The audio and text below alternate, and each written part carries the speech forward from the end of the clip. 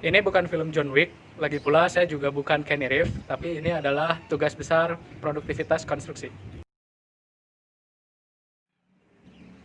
Assalamualaikum warahmatullahi wabarakatuh. Perkenalkan, saya Alif. Saya mahasiswa Manajemen Rekayasa Konstruksi Institut Teknologi Bandung. Pada kesempatan hari ini, saya akan membahas terkait pengaruh komunikasi pada prosedur K3 dalam mengurangi angka kecelakaan di proyek konstruksi. Mengapa tema ini menjadi menarik bagi saya? Karena seperti yang kita ketahui bahwa proyek konstruksi merupakan proyek yang memberikan kontribusi yang cukup besar pada angka kecelakaan kerja di Indonesia. Seperti yang disampaikan oleh Kusumarini di tahun 2017, dikatakan bahwa setiap tahunnya terjadi 5-10% penambahan angka kecelakaan kerja di setiap tahun di proyek konstruksi. Sehingga hal ini tentunya menjadi menarik sebetulnya apa yang menjadi penyebab dari kecelakaan tersebut, serta bagaimana cara mengantisipasi agar dapat mengurangi kecelakaan kerja di proyek konstruksi. Nah, terdapat dua penyebab kecelakaan yang paling utama. Yang pertama adalah unsafe action dan yang kedua adalah unsafe condition.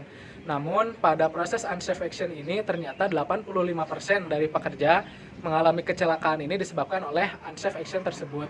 Nah, sehingga dalam hal ini tentunya komunikasi lah menjadi kunci utama dalam penerapan prosedur K3 di proyek konstruksi. Nah, terdapat tiga karakteristik utama dalam komunikasi yang efektif. Yang pertama adalah top down, yaitu dari top manajemen kepada bawahannya untuk menetapkan prosedur K3.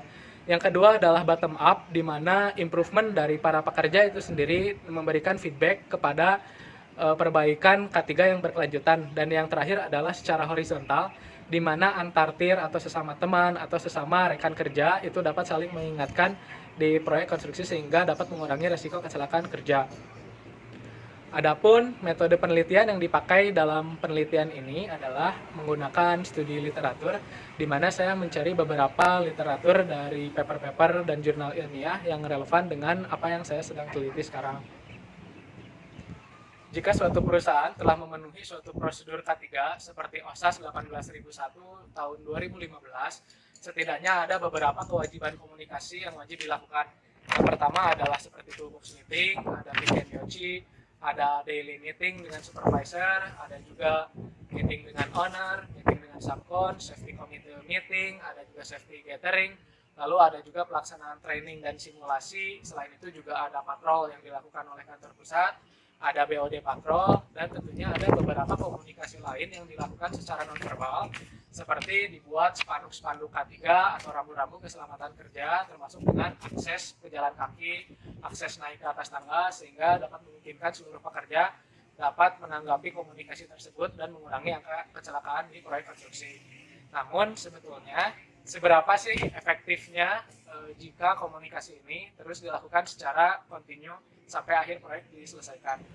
Pada penelitian yang dilakukan oleh Taufik Max di tahun 2014, dikatakan bahwa sikap pekerja ini sangat berpengaruh terhadap komunikasi internal yang dilakukan oleh perusahaan sebesar 75,34%.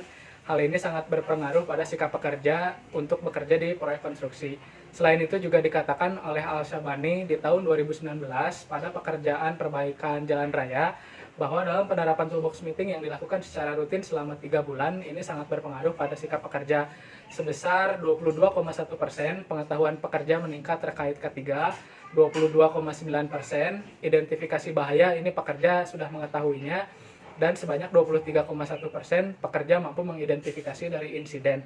Selain itu juga, menurut penelitian yang dilakukan oleh Zheng di tahun 2020, dikatakan bahwa peran supervisor dalam komunikasi ini sangat penting, karena di mata pekerja, seorang supervisor ini merupakan suatu role model karena dari pesan dan tindakan yang dilakukan secara konsisten, serta dari supervisor tersebut mau mendengarkan pekerja, bagaimana keluh kesah dan kendala yang dialami pekerja, sehingga supervisor ini sangat mudah didekati oleh pekerja dan memiliki kedekatan emosional.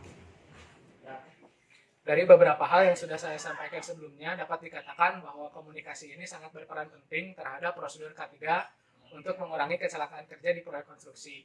Namun untuk saran kedepannya adalah sebisa mungkin perusahaan dapat memberikan investasi terhadap improvement dari supervisor yang bekerja di lapangan, karena supervisor merupakan orang yang sangat memiliki pengaruh yang sangat tinggi terhadap komunikasi di proyek konstruksi. Demikian video ini saya buat. Terima kasih atas kesempatan dan perhatiannya.